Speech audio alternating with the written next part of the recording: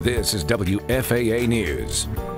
Breaking news as we come on the air right now, the death of two brothers in a crash. Very tragic. It is a story devastating students at two Denton County schools. Diego and Daniel Rivera died when their car plunged into Denton's Hickory Creek.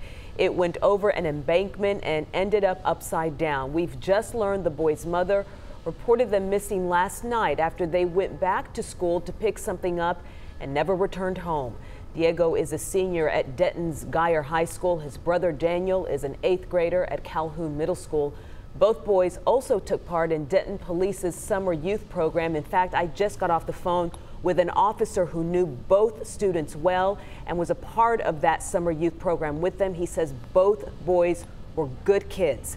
We have a crew on this story and